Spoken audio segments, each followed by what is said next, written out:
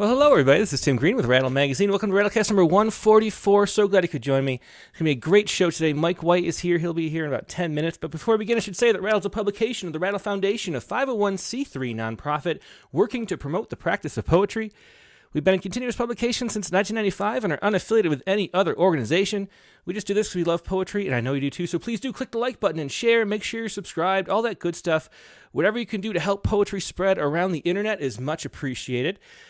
Now we're going to go to today's Poets Respond poet first, and by coincidence, we talked to T.R. Poulson last week about this exact topic, and then she sent a great poem in, and so we published Longshot as today's poem, and here she is, T.R. Poulson. Hey, T.R., how you doing? Morning. Hi, everyone. Yeah, it's great to see you. It was just funny to to have talked about this, and I mentioned, I think, that we wouldn't probably get very many submissions about the horse. What was the horse's name? Rich Strike. Yeah, and we did get about, I think I'd say 8 poems maybe about it, and a lot of discussion on social media too, which I think it did inspire a lot of people. So can you explain how this poem came to be a little bit, even though we know already if we watched last week? Well, I think I send a Derby poem to you every year. And you published one of my Preakness poems, but never one of my Derby poems. So yeah, there were just a million different things I could have written about in a million different angles. And then that article with the interview with Eric Reed, the trainer, about the biting, I saw that and I'm like, okay, that's my prompt. And then I really struggled with it. The middle stanza came out right away, but I struggled and struggled and struggled. The first one was originally going to be about track and field with humans, or maybe a 5K, but it just fell flat because it felt like too much of a parallel. So then I was watching whichever day it was that the Warriors got blown out, and I thought, oh, basketball, that's not quite as much of a parallel. So then that came into being. And then the third stanza didn't even happen until yesterday at work when I go on power hikes on my lunch. Mm-hmm. And I was at the bottom of a ravine when all of a sudden the third stanza just came out of my mouth, and I just hustled up the ravine. And people don't know me, I'm a UPS driver, and I have these load diagrams that get printed out every day, and then they just get thrown away.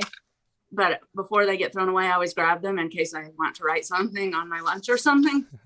So I hurried and wrote it on the back of my loan diagram and then brought it home. And then a friend called me that night, Friday night, and I was thinking I would not make the deadline. And then the only thing that I ended up doing to make it work was I tweaked the rhyme scheme a little bit in the third stanza, but I just went with it. And yeah, that's how it came to be. And it's written after the Anne Sexton poem in the same form anyway. The poem "Her Kind." Did that form?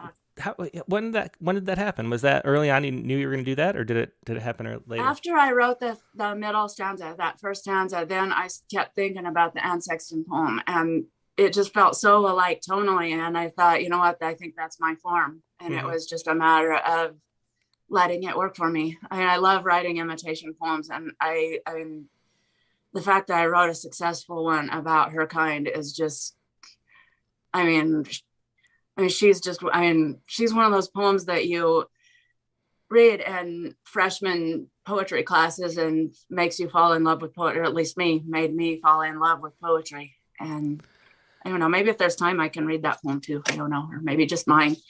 Oh yeah, that's actually a good idea. Why don't we do that? Why don't you read Longshot, and then we'll read the Anne Sexton poem too. That'd be fun. Cool. Longshot for Rich Strike. I have been the player benched at tip-off game by game, watched nets dance with leather, felt the storm and wrench of clumsy. I defied it, made my chance in cones lined up on pavement. Only the sun to coach my feet, my hands. I have been that lonely. I have sought bouquets of crimson roses, hid beyond the slides and swings at recess, played in fields, held my princess poses among the calves, I have worn a dress and asked a boy to dance as Sony speakers belted love. He didn't say yes. I have been that lonely. I have drained a 3-point shot, the one that glitters memory like waves curl to sand, felt all of that and more in a man's hand. I kicked, slapped, not knowing I had won everything. When the long shot bites the pony after he wins the roses, I understand. I have been that lonely. Yeah, just an excellent poem. I just love the rhyme and the way you work through that. It's a wonderful example of the form. But before you read the second poem, can you explain just a little bit about the lead pony? Because I don't know anything about horse racing, so I have no idea. So the pony bit, the champion horse, Rich Strike, bit the lead pony, whatever that is, and then the guy hit the horse, and people were mad about that. So what is the situation with that? Well, the article explains it a lot better than I can. Mm-hmm. But what happens is that you have these horses that are bred to, all they want to do is win. They're prey animals, so they've been evolved to want to win. And then they've been, for the last 300 plus years, they've been bred even more to want to win. So when they, sometimes that wanting to win just doesn't stop even after the race, and they're just competing and competing and competing. But there's always lead ponies, even in lower profile races, that go get the horses after and help calm them down and get them out of race mode and into, okay, now I'm going to go back to get a bath and go back to my stall kind of mode. But in a higher profile race, usually what happens is that the NBC people or whoever ride up to try to interview the jockey because they want to get that, that winning moment. So it was sort of disrupted when Rich Strike was still in race mode and he just wanted to keep on running and he had to be calmed down. But I really love what the trainer said about how, this is a huge animal and his job is to calm the animal down. And sometimes you have to get a little bit more aggressive than looks good on television. Mm-hmm. And so that's pretty much it. Yeah. Well, thanks for explaining that, because it was something, I didn't really know much about. Do you want to go ahead and read Her Kind? I found it here courtesy of poets.org, so I can put it on the screen. As I have it too. I have it memorized. Yeah. Okay, go ahead, yeah. It's one of those poems that if I was stranded on a desert island, I wouldn't need to take it with me because it's here. Her Kind. I've gone out a possessed witch, haunting the black air, braver at night. Dreaming evil, I have done my hitch. Over the plain houses, light by light. Lonely thing, 12-fingered, out of mind. A woman like that is not a woman, quite. I have been her kind. I have found the warm caves in the woods, filled them with skillets, carvings, shelves, closets, silks, innumerable goods, fixed the suppers for the worms and the elves, whining, rearranging the disaligned. A woman like that is misunderstood. I have been her kind. I have ridden in your cart, driver, waved my nude arms at villages going by, learned the last bright routes, survivor, where your flames still bite my thigh and my ribs crack, where your wheels wind. A woman like that is not ashamed to die.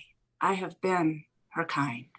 Yeah, thanks so much, Tia, for writing this poem and sharing that Anne Sexton poem as well. It's a fun start to the show. I appreciate it. Yeah, it's totally my pleasure, and I'm so excited to be. For the Mike White segment. Yeah, me too. It's going to be awesome. Been looking forward to this one of my for favorite a couple of poets. years. Yeah, very cool. Well, hopefully I'll see you later on the open lines, maybe, if you wrote one for that too. Talk to you later. All right, thanks. Bye. Okay, we're going to take a quick break, and then I'm going to switch over to Mike White. So just hold tight, and I will be right back.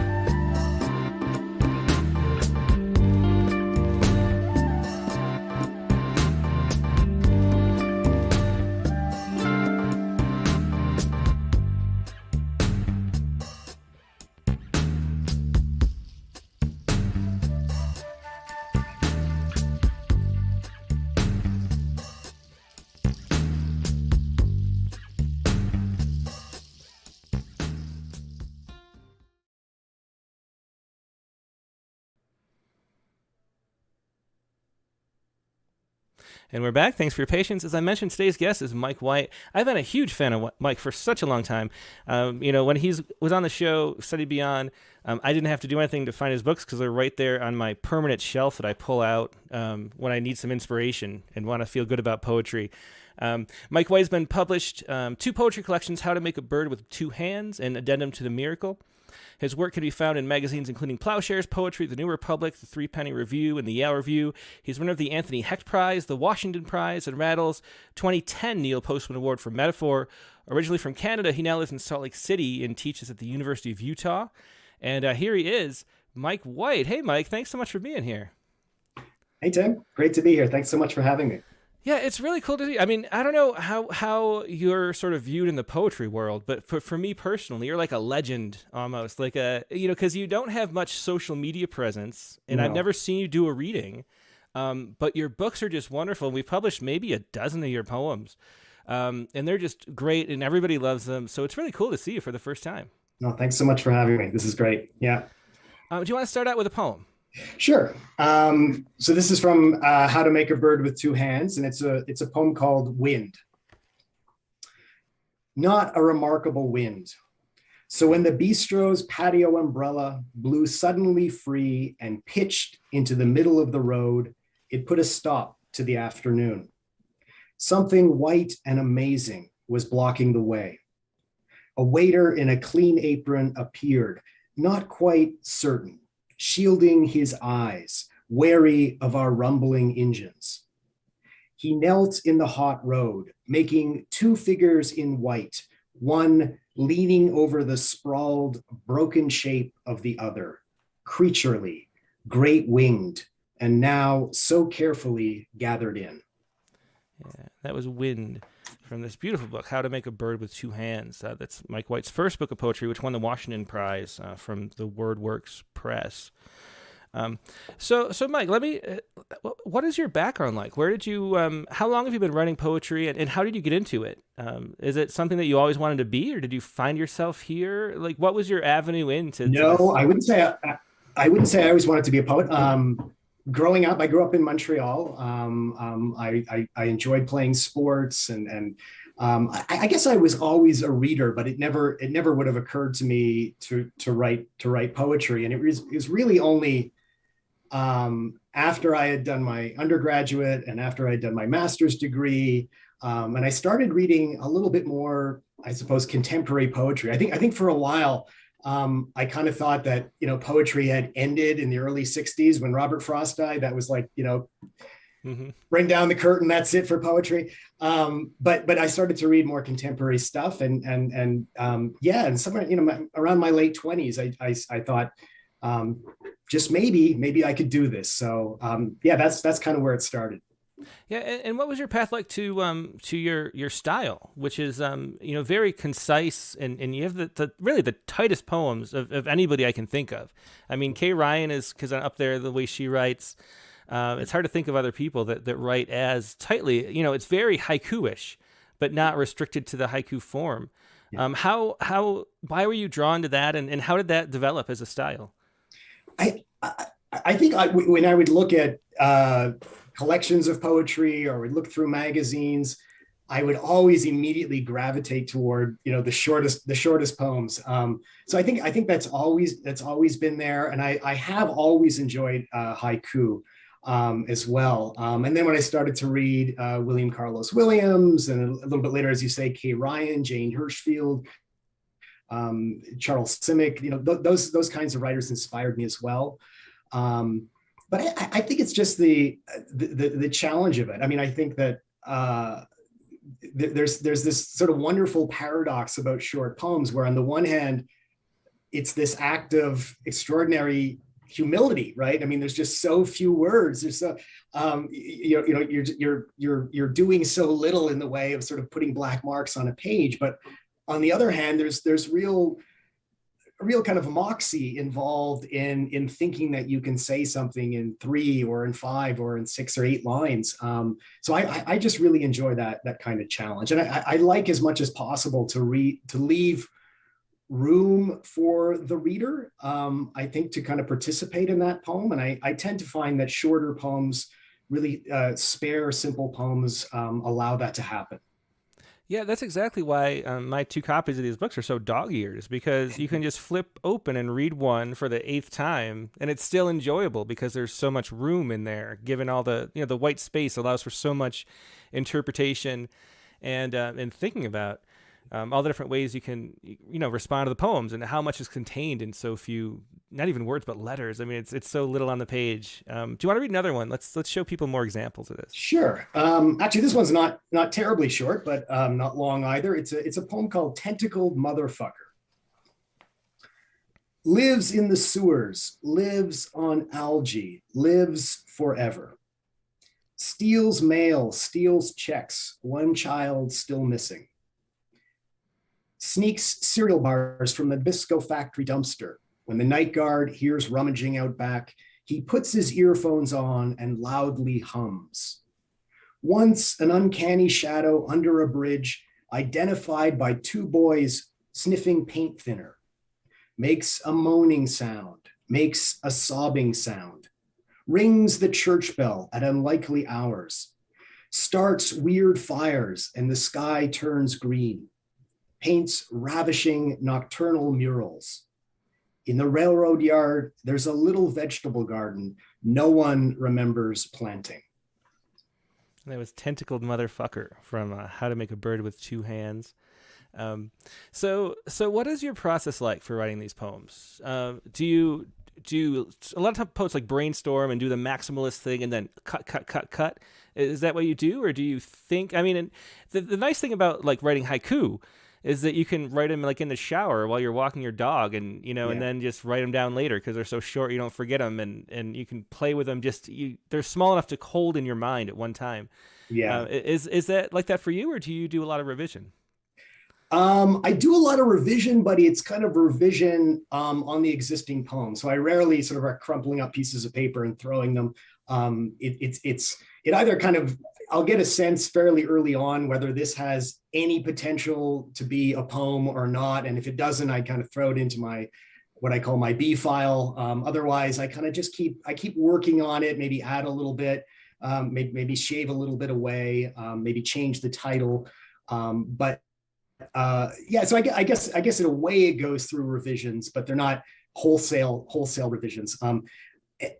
I think when I first started writing, I would begin with an experience or a memory and sort of try and find language to fit. And I find now more and more that I do it the other way around, where I'll sit down and just begin with language and see if it can bring me to a certain kind of experience. So going from something that is sort of unfamiliar or just language that I've just concocted in my mind, and seeing if it can lead me to a place of knowing, or at least a place of interest, of fascination, something that intrigues me at a much more personal level. Mm-hmm. So that's kind of my process. It's not sort of the spontaneous overflow of powerful feeling so much as it is kind of really sort of playing with the language and seeing if I could get to that place of feeling. Mm-hmm. Yeah, and how much, at the introduction to Addendum to a Miracle talks a lot about your connection with the poet Issa. And can you explain that, about how, like what are you looking for? What is it about your work that resonates with Issa, or Issa that resonates with you? Yeah, I think that Issa is a poet who writes funny poems, which is something that I aspire to do as well. But it's a kind of humor that often leads to other kinds of experiences, which is I think one of the powerful things that humor can do. And if you can cram humor into a 3-line poem, I mean, I think you've really accomplished something. So I look to Issa for that. I mean, this is somebody who writes about loss, mortality, love, all of the big poetic subjects.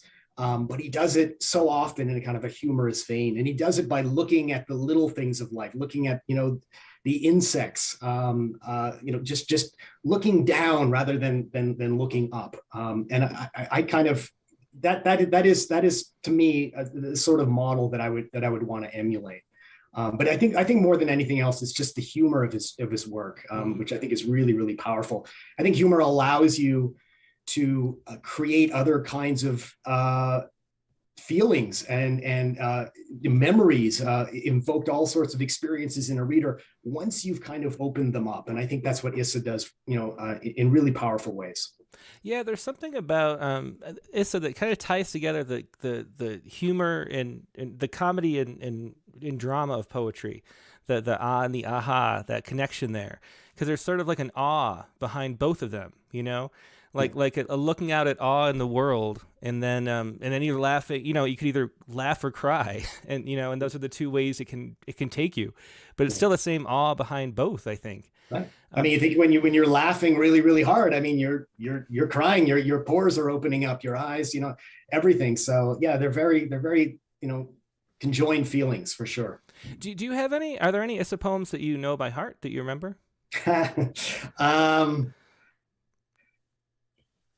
Spring rain, how they carry on, uneaten ducks. Yeah, exactly. There's no better adjective than uneaten, right? Mm-hmm. We're all uneaten in a sense, at least for the moment. Yeah, I mean that's it. That's just what Issa has so much of, is the sacred and the profane. That intermingling Right. of the two. That's right. And it's there present in your work as well. Let's read the next poem. Sure.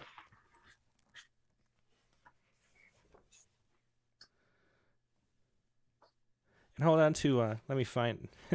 They're so quick. I want to make sure. So I was going to read NASCAR, which is actually a poem that appeared in Rattle. Yeah. Okay. Here you go.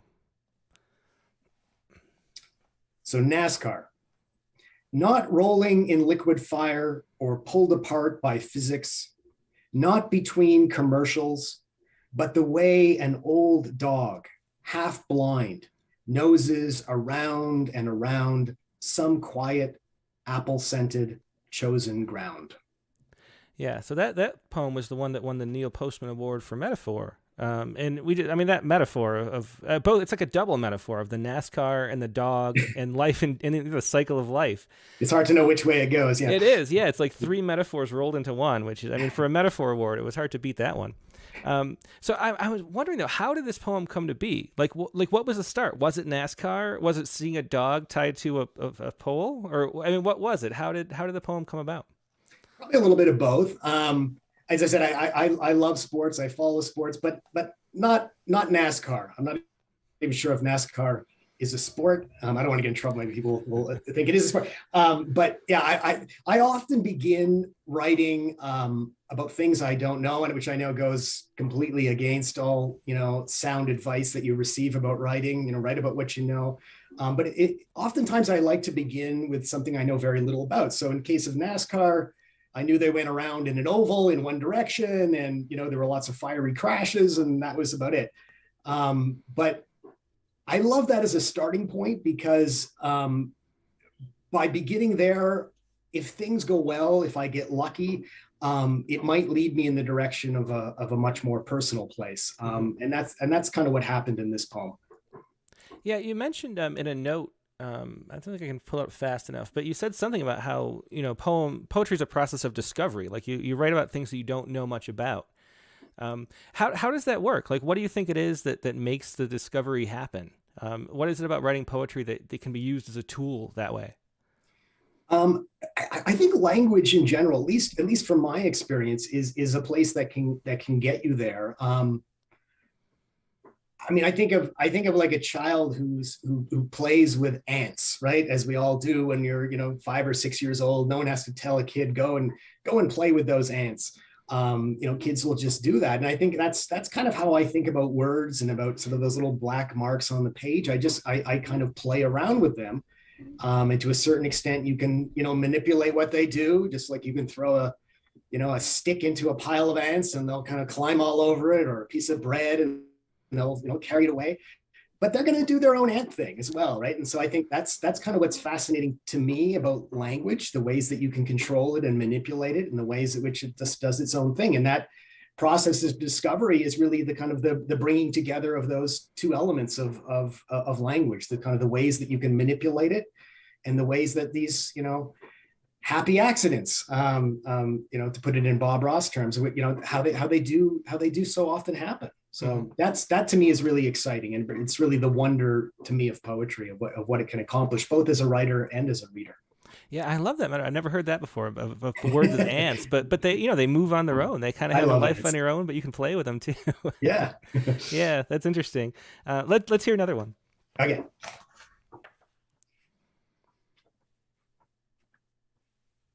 Actually, I'll read one. I'm kind of throwing you a curve here, Tim, because I didn't outline this one at the beginning, but death for bad guys tastes like candy. I'll read that one. And that's from How to Make a Bird with Two Hands as well. Okay.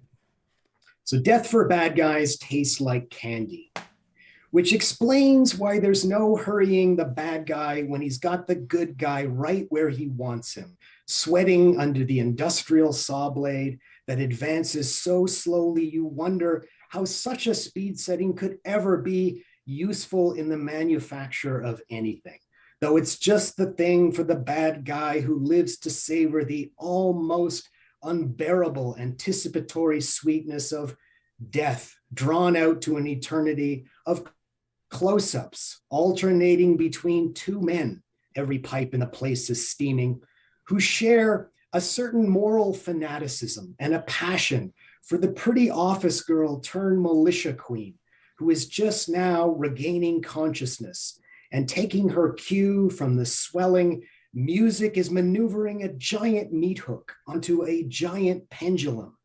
And still the bad guy has time to finish the good guy with the flick of a switch, but he chooses instead to methodically turn and take the meat hook full on with a slow-mo grimace and a long tapering moan that always means a happy ending.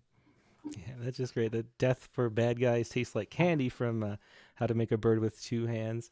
And that form, you play a lot with punctuation in the way the poems move along the page. And this one's really interesting because there's no punctuation and a lot of the sentences are smashed together. And then you have that one methodically is broken across the line with a hyphen.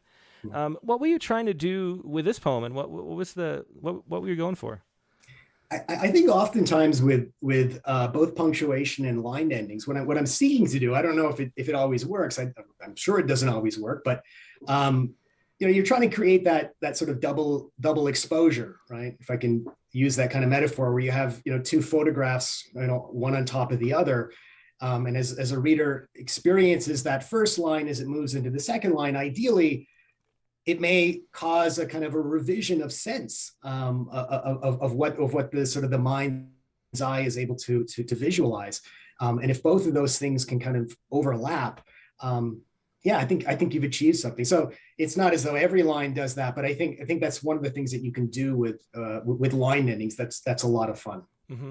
Yeah, I mean, going back to the haiku thing, I mean, that's a lot of the things that haiku poets, especially more contemporary haiku poets in English, play with is smashing things together. Those one-line haikus, which a lot of your work reminds me of. How often do you write? Like, is it a regular? Because you there tend to be shorter poems, and it feels like I want to believe you write a poem every day. Yeah. I'm glad you think that. Turns out that's not the case. No, I don't write every day. I probably should. And I don't really write, because I'm inspired necessarily in any sense. But when I have time, I'll sit down and start to write. And usually what happens is, the first hour, nothing. The first, second hour, nothing. And then maybe in the third hour, I'll feel like I remember how to do this just a little bit. So that's usually how my process goes, with a lot of coffee as well. Yeah. Is there like a spiritual component to it too? Because I always think of poetry as prayer. We had Chris Anderson on last week, who's a Catholic deacon, talking about prayer and poetry. And I just always think of it that way. As a non-religious person, it's sort of my religion, is to be able to have those kind of, hymn-like mantras that and to read other people's and have that meditative kind of connection with the unknown or whatever it is. Is it something that happens for you? Yeah. I mean, I think that's right. I mean, I'm like you. I don't I'm not a regular churchgoer, but I think you're right that poetry is prayer at its best. At least poetry is prayer. That you can experience that sense of wonder, and really, to my mind, that's what spirituality represents. That renewed sense of wonder, being able to see the world in a new way. I think is it Paul Eluard, I think the French poet, who said, there is another world and it is in this one, right? And I think that's kind of what we're all trying to do. We're trying to discover or rediscover that other world, the one that exists within this one. And to me, that's what spirituality is. Yeah, I completely agree. Let's do the next poem, and this one is two people separately have requested this. TR, who is just on, posted just here, and someone else has asked for this too. It's Fathers. Okay. From Rattle, if you want to read that one. Okay. And, Fathers. Hang on a second. Okay. I've got to flip to the book. It's in there, but this is from Addendum to the Miracle. So let me flip to it really quick.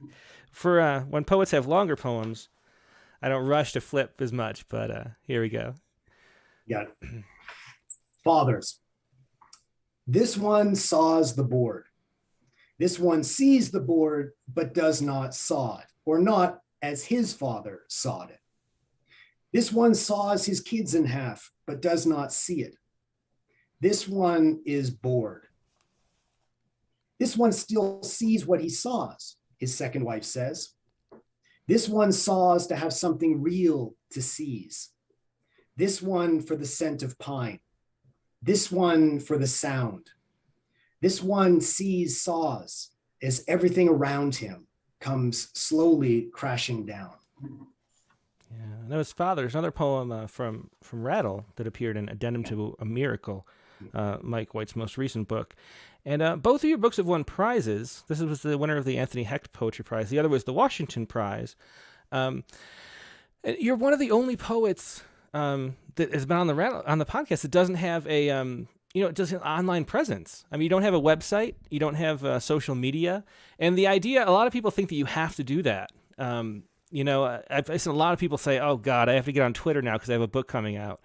Or, and my press, even in 2009, when my book came out, said you have to have a website, or else we're not publishing your book, basically. Really? Yeah. So how do you get away with that? And how have you found, and why? Like, why don't you try to have that kind of online presence? I think I've always been a little bit wary of that, of being sort of, I suppose, just sort of susceptible to those kinds of influences. But I hear what you're saying. I mean, I certainly think in terms of promoting your work, that's how it's done today. But I mean, I think the last person in North America, to get a cell phone, and I still don't carry it around with me. So I'm very reluctant to be too sort of plugged in. But that said, I would like people to read what I write. I mean, I send out to magazines and I send out to book contests. So I suppose I'm somewhat torn about that issue. But I certainly like to feel at least sort of liberated from those kinds of connections, at least for the most part. I do have a Facebook page, but I haven't checked it in maybe 4 or 5 months. So yeah, I suppose I have sort of ideological reasons. Some of it probably is also just I just don't spend a lot of time doing that. I tend to like to go hiking and skiing and doing other things, or spend my time writing. So some of it is just that as well. Yeah, well, if it's any consolation, I don't think it actually works. I don't think it does a whole lot for sales. I think maybe having one place where people can find links to your work, like even if it's just a link tree, but otherwise, I don't think being on social media actually helps. I actually am. I have there's a website, a wonderful website that's been set up recently, and it's Utah poets, exclusively Utah poets. So I can provide the link to that. I do have a little profile there and a few sample poems. So I am there. Well, I don't know. I wouldn't rush out to do it. I don't think it's necessary. It's just cool to see somebody bucking the trend. And I didn't have I had a flip phone for a long time. I finally got a smartphone for the first time, only because we moved to the mountains and there's forest fires. And so I'd look up and see all the smoke and I'd be like, is that near our town? Yeah. And having a phone that you can check information like that is really important. Yeah. Otherwise, though, people will know. They call me, and 2-3 weeks later, I notice the message and call them back. Yeah. I hate the thing, but there's something about poetry that's the opposite of all that stuff. Like the speed of information is so overwhelming in the modern world. But then poetry, my friend Eric Campbell has that book, Arguments for Stillness, which I just think is the perfect sense of what poetry is, which is like slowing down and noticing your life instead of thinking about how it's organized in a tweet and consuming 500 different points of data every 5 minutes. That's right. So no, I totally agree. Yeah, I mean, things were just popping up at us constantly. Even as we're talking here, I can see emails sort of popping up in the corner of my screen. I mean, that's the world that we live in, right? Yeah, and I do think that's why books will always have a place, because even if you have an iPhone and you're reading up poems on the website, which is great, I'm glad everybody does it, there's still all these notifications. And if you're holding a book, there's no pop-up, it's just the words. There's no banner ad that's going to intrude on your thought process as you're reading. So let's see. Let's hear another poem. Okay. I'll read a poem called Piano. Maybe this is as close as I ever get to writing an Ars Poetica. So Piano. To the movers paid in pizza and sweating in a darkening stairwell, no moonlight sonata, but a moon of a kind, imposing its shadowy grandeur and girth, its unrelenting pull upon the earth, felt along make-do ropes, straps, lines that quiver and work, deep into the flesh, deeper groans, mother of gods, and another concerted heave to surmount a single step, this slow, inglorious agony of ascension. Yeah, I just love those descriptions too. Piano, the movers carrying it up the stairs. And that is how poems come out, isn't it? Oftentimes. Step-by-step struggle. Yeah. So you're a professor at the University of Utah. Right. What is do you teach creative writing, or do you teach other types of literature? What is it that you teach, and how does that how do you give your process to students? I haven't taught creative writing for a few years, but I have taught creative writing classes in the past. A couple of the classes that I'm working on now with students, there's a class on nature writing that I do, which I really enjoy, and a class on gods and monsters. And in fact, Her Kind, which was featured in the introduction. That's a poem that I worked through with my class as well. So those are two of the classes. I teach in a program called the Honors Program and a program called the Elite Program, which is a freshman only program. So I really enjoy that. Yeah. And how do you think about Utah? You mentioned being not really a religious person, and I think of Utah, of course, it's a very Mormon state. We love going up there. It's such a beautiful place. Is the University of Utah very Mormon? I think it's about half, maybe. Mm-hmm. I mean, in terms of the students, something like that, which is true of Salt Lake in general. So yeah, I mean, it was a bit of an adjustment coming from Canada and coming from Montreal, but I love to hike and to ski, and there's probably fewer places. There's few places on Earth where you can do that as easily as you can do it here. I mean, literally 10, 15 minutes and you're up in the mountains. So yeah, I really enjoy it here. Yeah, I miss Canada at times. I miss being in a big cosmopolitan city, but there's a lot of things that I really like about Salt Lake.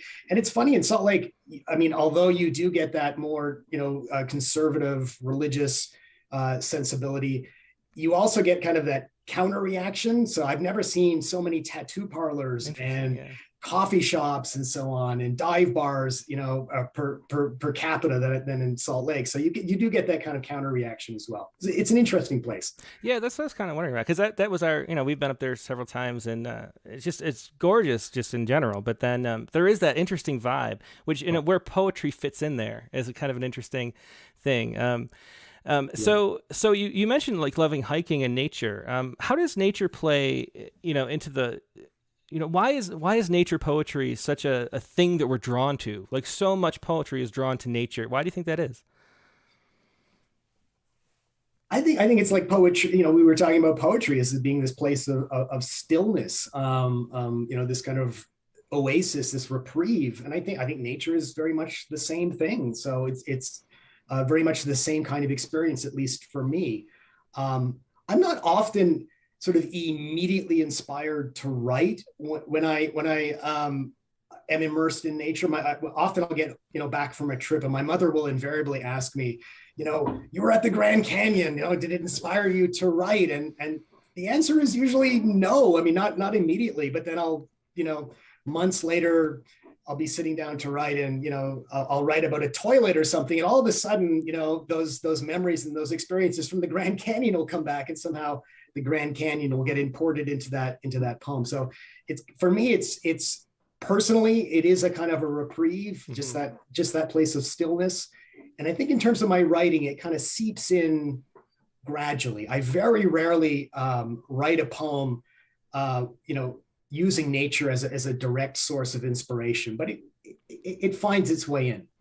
Yeah, it's almost like it cleanses your palate. It's like the ginger while you're eating sushi or something. It sort of resets everything being out there, and gets rid of all the clutter of the all the pop-ups we were talking about before. So if anybody has any questions for Mike, leave them in the chat windows on YouTube or Facebook, and I will pass them along. I gotta scroll off and make sure I didn't miss any already. But let's hear the next poem, Mike. Sure. So this is a poem called, this is also from Addendum to a Miracle. It's a poem called Love. And I think it can be read or heard as a poem to a particular person. But I think it's also a poem that's sort of a love poem to the planet. So love. You mean the world to me, meaning the only way to see you is from outer space. As you know, I have little aptitude for space travel. Like the monkey they launched into orbit, I tend to push buttons at random and eat too much people food. Where am I going with this thing? I know the dark is all around us, love. I'm out here waving to you, only to you, round and green and blue. That was Love again from Addendum to a Miracle. I think that's a good example of how nature gets into my poems, right? I mean, it doesn't start there, but then somehow or other it kind of works its way in by the end. Yeah. So you mentioned liking sports too, and I'm kind of in that position as well, where most of my friends I play sports with. That's like what I do, and they're not poets and have no idea. It's like this weird thing that I'm doing a podcast this morning, and they'll say, "Hey, how was the podcast?" as we go hit some softballs later. Yeah. And so how does poetry fit in your life in that way? Is it something that you, I was talking to somebody else, I think it was Dick Westheimer actually, about getting people who are non-poets to engage with poetry. And it seems like, we should be able to do that, but it's hard. So how does poetry fit in with like the rest of your life? Yeah. I mean, you talk about cleansing your palate with nature. Maybe, you gotta shoot some hoops with non-poets every once in a while just to cleanse your palate as well. Yeah, I mean, I think most of the people that I hang out with now are not poets, and I do think that's helpful. I mean, you want to be hanging out with people who care about poetry as well. Interestingly, I had a friend who I grew up with, he was an engineer, a mechanical engineer, had no interest whatsoever in writing books. And I was actually able to suck him into writing some haiku and reading haiku. So So there I go. So that even when I have non-poet friends, I try and bring them in. But in other ways, I think it is helpful to have those spaces, those parts of your life that aren't immersed in poetry necessarily. I didn't grow up in a family where people read poetry or wrote poetry. I mean, there were certainly books around the house, but this is something that I think people in my family, even to this day, probably find a little bit strange that I'm doing. But they've kind of come around as well. So I think it is important to have a life outside of poetry and writing and reading. If for no other reason, just be able to draw inspiration from different things. I mean, I think of someone like William Matthews, who's one of my very favorite poets, writes about baseball and about basketball with a real attentive eye, right? But you've got to, or jazz, right? So things that have nothing necessarily immediately to do with poetry, but he finds a way to sort of bring them into the world of poetry as well. So there is that overlap, but I try as best I can to kind of keep those spaces in my life where I'm not always thinking about poetry. Yeah, and that's what I was wondering about, because your poems seem, really good gateways for people who don't usually read poetry, because they're short. They tend to be short, and so they're not intimidating. They tend to be really rich with image, and have a story that's like hidden beneath it. That you can follow. Like you kind of know what's going on in the poems. Do you think of that as your audience? Like who's your audience? Do you think of people, picking up a book who don't usually read poetry as reading it, or do you think of like poets reading it, or do you just not think of it and you're just trying to amuse yourself? What is your audience? Who do you think of reading you?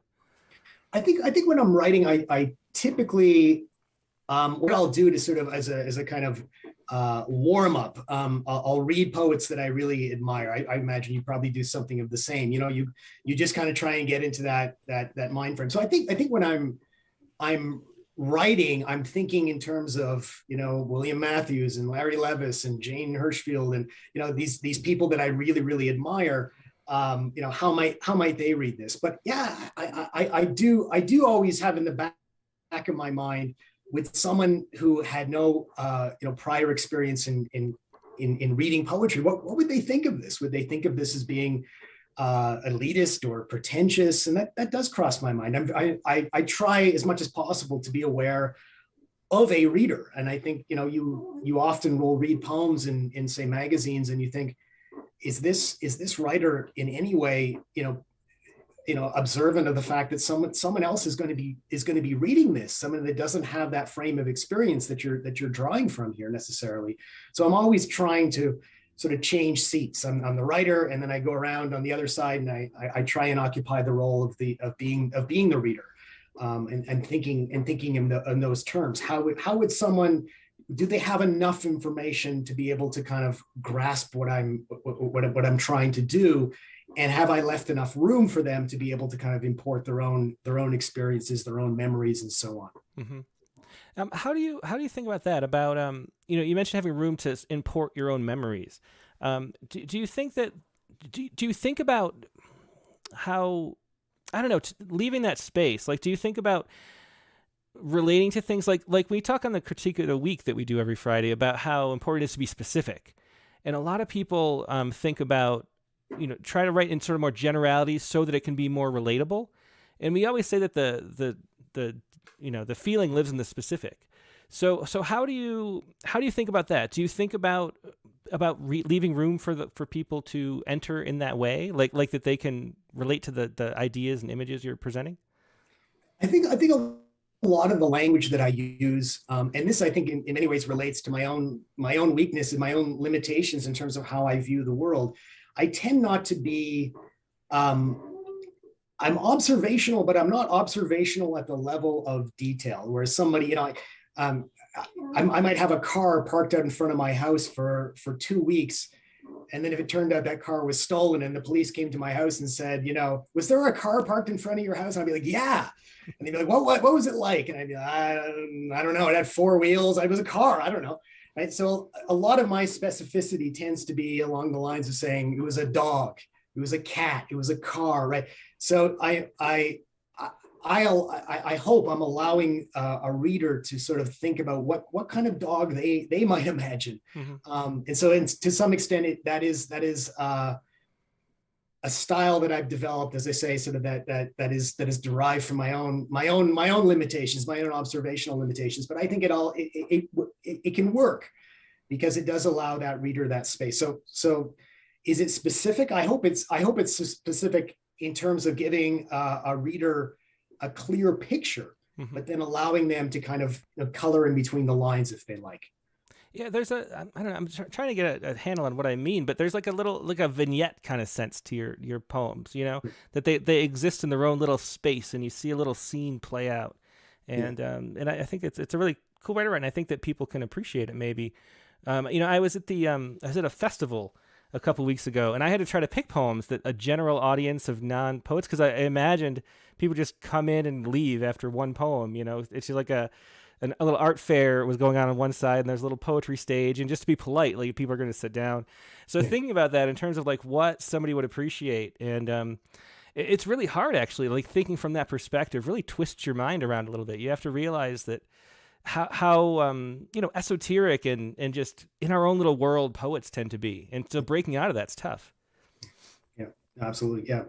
Like I said, I one metaphor you can think of is, if you think of a poet sort of like a magician, and to some extent, I mean, that's what you're doing, right? You're pulling that rabbit out of the hat. You're making something happen. You're hoping that people will have that sort of aha sort of moment. But a magician, we assume would go out on the stage before the performance and sort of look around and think, how would somebody in the balcony view this act? How would somebody who's sitting in the front row, would it be too close? Would it be too far? What about those who are sort of sitting, in the side rows? Are they going to see too much, right? So, yeah, I mean, it is a performative act, and as much as possible, I'm trying to think, how is a reader, or different kinds of readers, how are they going to experience what it is that I'm trying to communicate here? Yeah, it occurred to me that the person who does it, the poet who does it the best, is probably Billy Collins. You can just see that he's thinking about everybody. I love that metaphor of like people in the wings and up in the balcony, but you can see him doing that the whole time, very consciously. And then it's no wonder that he's the one that people love, because he cares about that. And I don't know, it was sort of a for me personally, it was a moment of realization that man, I mean, if you want readers, you have to care about how they're going to experience your poems. You can't just write for yourself. Yeah. I mean, that sounds, the way I'm describing it sounds in some ways awfully manipulative. I mean, to some extent it is also just, this expression of feeling and thought, and very personal. But I think there is that kind of meeting halfway for sure. Yeah, for sure. I mean, it's just the way it has to go. Yeah. So let's read the next poem. I think it was Dying, right? Dying. Cheery stuff. So this is one of those poems that, the title just kind of leads right into the first line. Dying is as natural as breathing. Who in the hell writes these things? I want to ask my doctor if he knows what we're given to read in his waiting room, but I don't. He says, take a deep breath and hold. Good. He says, now breathe normally. And I never can. I can never get it quite right again. Not until he's pronounced me fit to live. And even then, not until I've cleared his little white room and walked the immaculate hall where the hospital's ghostly benefactors line the walls, and pressed my weight against the big revolving door, tumbling into the sunny afternoon, mildly stunned that it's there. And I was Dying again from Addendum to a Miracle. Clayton Clark wants to know, I mean, you mentioned a few poets that you admire, but she asked which poets do you admire and which ones do you teach? And I wonder more, like, not just who you admire, but why. Like, what do you admire about certain poets? Like, who could you pick out for something that you admire? I think there's some poets there's some poets I admire and sort of seek to emulate, or at least to build off of in terms of style. I think Charles Simic is somebody like that. I think I've mentioned Jane Hirschfield already, Lorene Nidecker. and there's other poets that I read and I really admire, that I know I don't share much in common with, in terms of stylistic affinities. Someone like Larry Levis is a poet I tremendously admire. James Wright is someone that I really think is great. There's a poem by James Wright that's not usually anthologized, but if people want to run out and read it, you can find it online really easily. That is sort of a touchstone poem for me. It's a poem called Hook, which is just wonderful. So those are some of the poets I admire. I read a great deal of Shakespeare and Milton and Wordsworth. I mean, my master's thesis was on Milton and Shelley, so I kind of have that iambic pentameter sort of as the sort of the wallpaper in the back of my mind, and I think that's important as well. Keats is somebody that I really love and admire. But yeah, I mean, I think I'm always looking for different kind of modalities. Somebody that's able to use humor. You mentioned Billy Collins is somebody like that who can take that to a different place. I think a writer like say William Matthews, somebody that is just so extraordinarily smart, but doesn't use his intelligence in a kind of in a biting or cynical way. It gets to this place of warmth, of humility. That's something I look for, I think, in poets. Yeah. So. Yeah, and it's interesting to use your metaphor about the ants as words or words as ants. I think that there's a way of reading other poets, like smokes the words out of their nest and he gets them moving around so you can see them on the surface. There you go. You have a poem right there, I think, too. I think so. I think we wrote one together just now. Yeah. Okay, so let's hear. I think we have like 3 more poems that you wanted to read, and they're pretty short. So let's these 3 are all really short. So maybe I'll just read them. Why don't you read 2 and then we'll finish out on the last one, because I have another question I wanted to pass along too. Sure.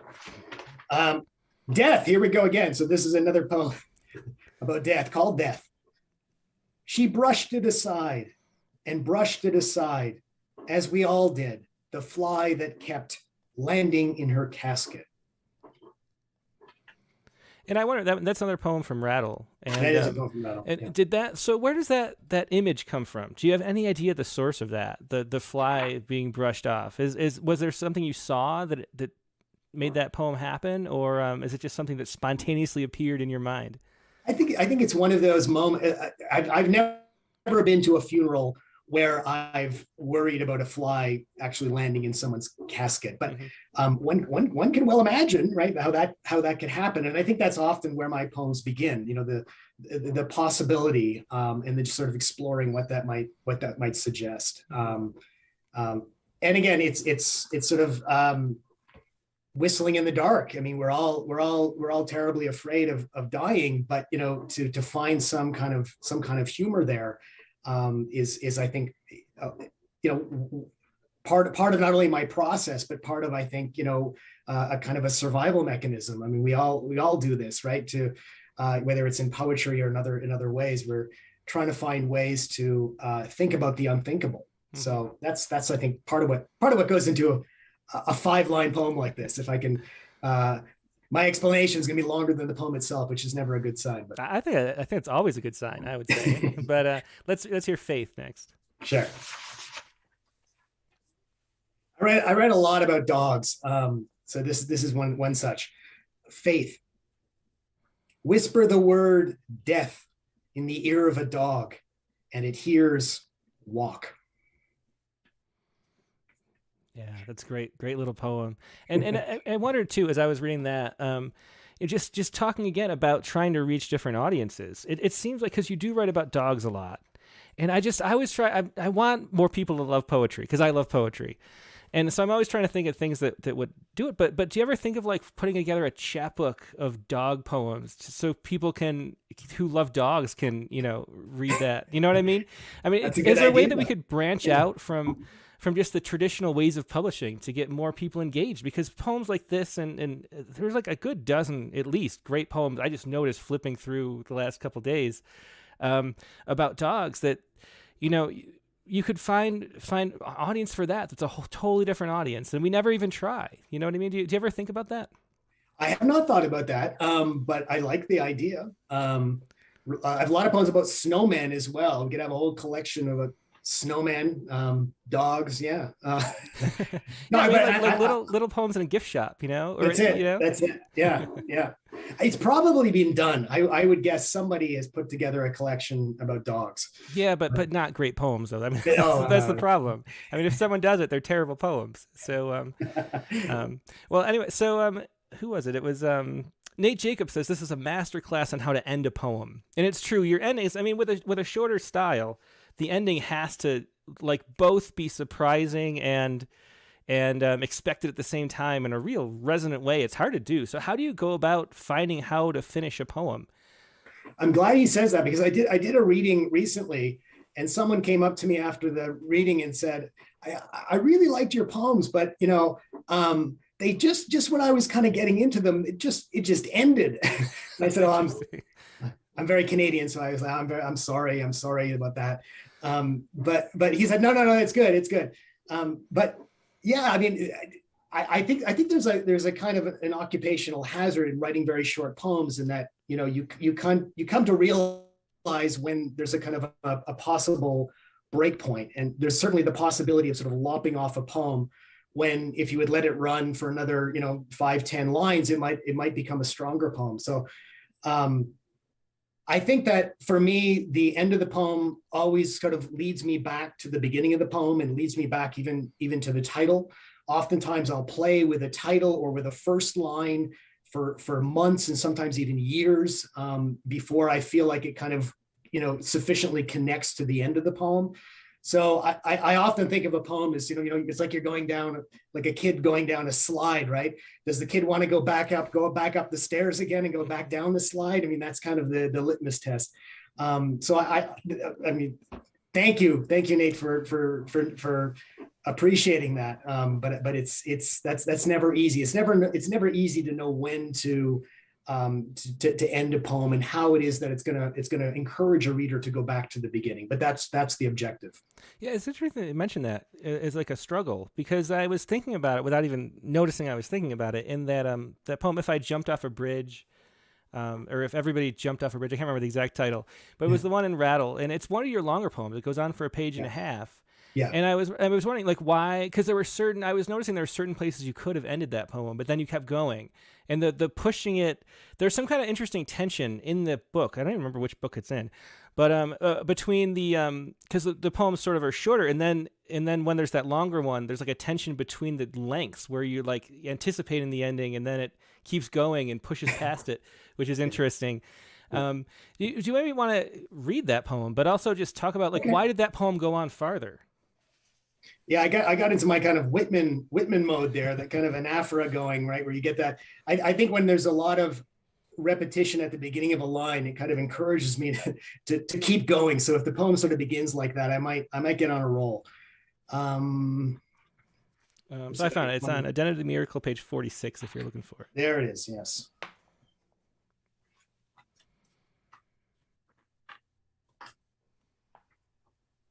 Yeah, so as you say, it's called So If Everyone Else Jumped Off a Bridge, I'd never get over the loneliness.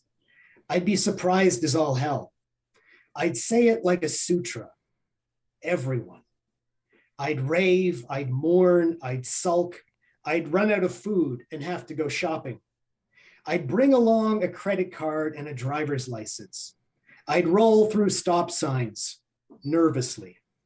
I'd maneuver my shopping cart through the cavernous aisles, reading the advertised specials, as if I was taking part in a zombie movie, becoming by turns the victim, the zombie, the actor. I'd wonder at the sheer number of mirrors in the world.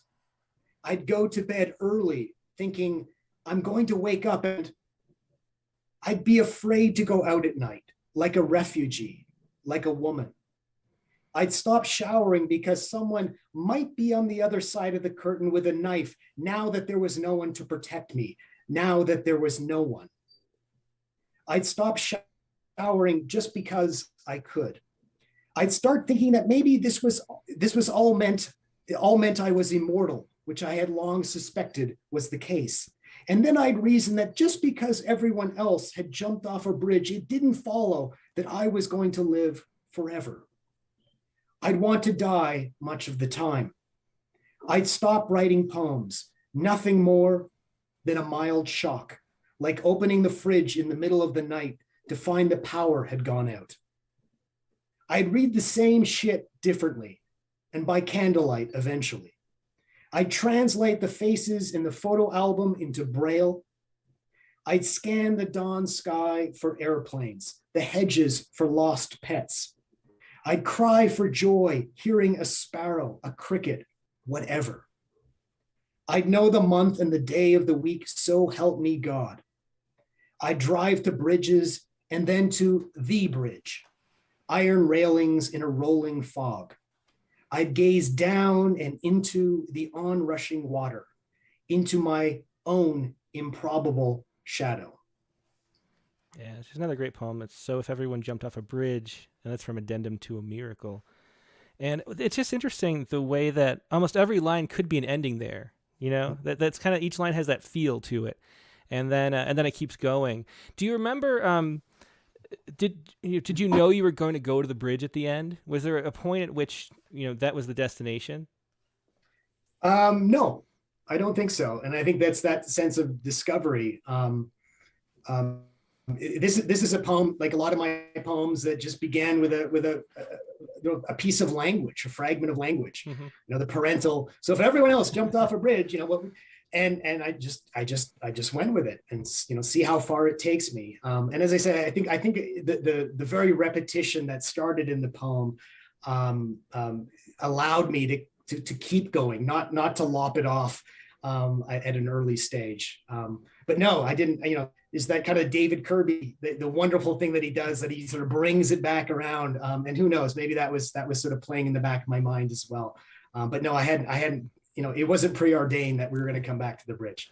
Yeah, there's there's just so much poetry in that, sort of taking something literally, that we take for granted in that line like that. I think it's Brennan Constantine talks about, he calls them like alien poems or something like that, because he's like, explain the world to me like it's an alien. Yeah, and that's how the poem comes to be. Yeah. Well, we're about out of time. Do you want to finish off with the last poem? Sure. This is also a poem that appeared in Rattle, and it's a really short one. It's called The Way. The fourth leg of the dog, with now only three, was the in the way one he'd lift in order to pee. Yeah, another great poem to end on. That's that sense of humor, the Issa is there in that poem for sure. Mike White, thanks for being a guest. It was great to get to know you a little bit after knowing your poems for so long. Thanks for joining us, and it's been a pleasure. Thank you so much, Tim. This was great. This was a lot of fun. Appreciate it. Yep, take care. Yes, that was Mike White with his two books, Addendum to a Miracle and How to Make a Bird with Two Hands, both of which I highly recommend. They are on I pick them up regularly, so please do pick up a copy. You can find Mike White's newest book, Addendum to a Miracle, at a Waywiser Press. That's Waywiser, WAYWISER -press.com. So pick up that. Also, How to Make a Bird with Two Hands. And we're going to take a quick break, and we're going to go to the open lines. Now, how the open lines work is first, email your poem right now to OpenMic. That's openmic@rattle.com. And then I'm going to deploy the Zoom link that Mike is on right here. Copy invite link. And I'm going to put those in the chat windows on Facebook and YouTube. If you're watching on Twitter, you have to find Facebook or YouTube. And join us there. Send the poem first so we can show it on screen, though, as well. And you can do prompt poems. The prompt was something about someone saying something strange in an elevator was the prompt this week. I can't remember the exact wording off the top of my head. But you can share those. You can share poems about current events. You can share recent publications that you're proud of. That's always fun. You give a link, and I can just show off the literary magazine as well. So join us now on Zoom for the open lines. I'm going to take a quick break, stand up and stretch, and I will be right back with those open lines.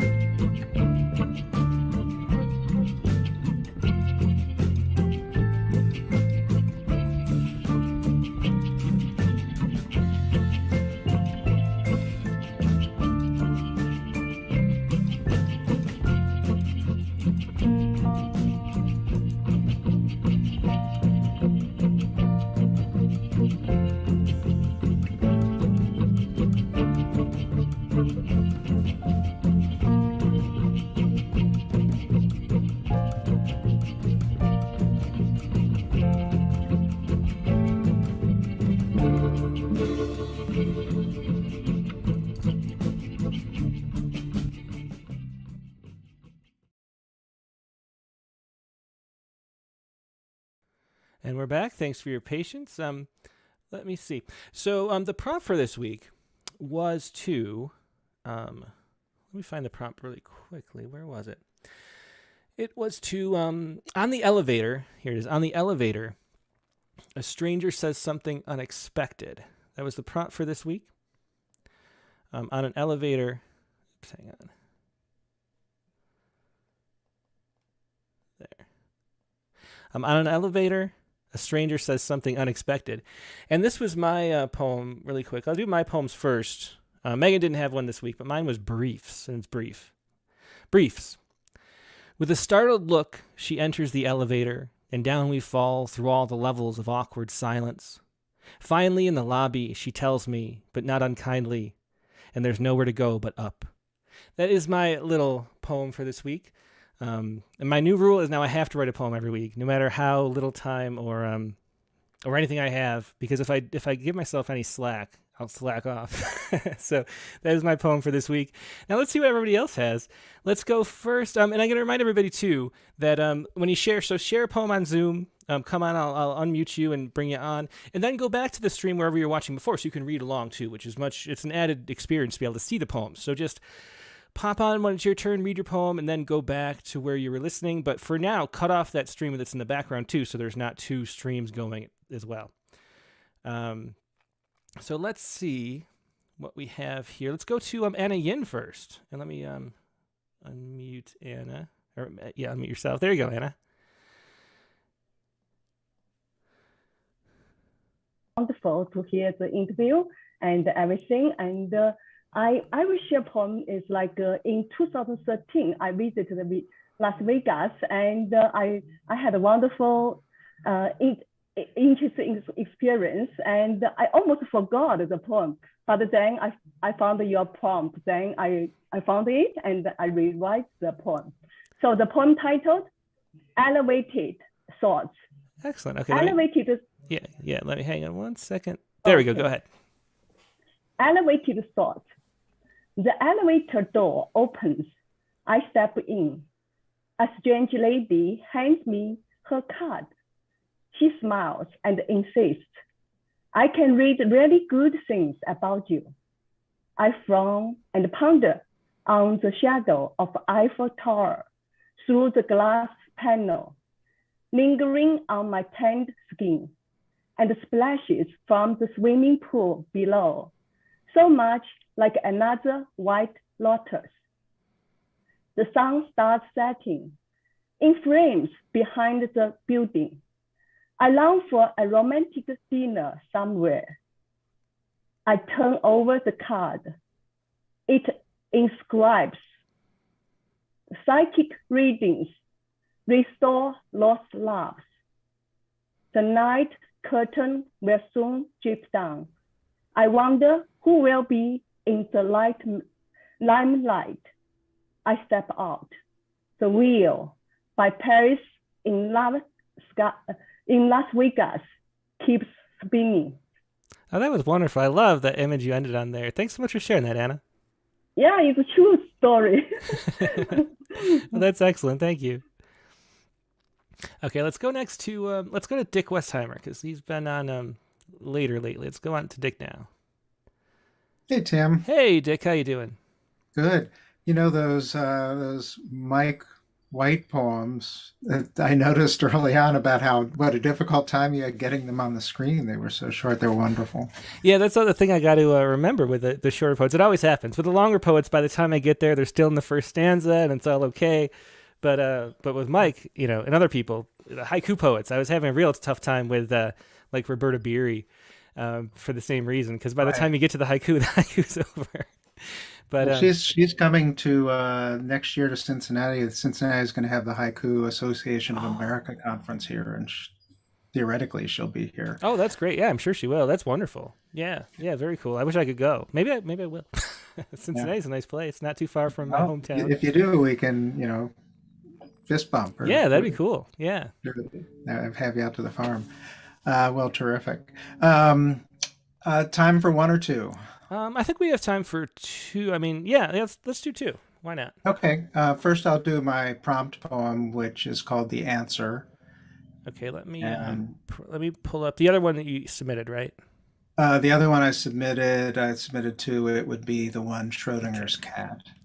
Okay. Yeah, I think the rule today is 2 poems unless one of them is terribly long, and I don't think either of these are. So. Or terrible.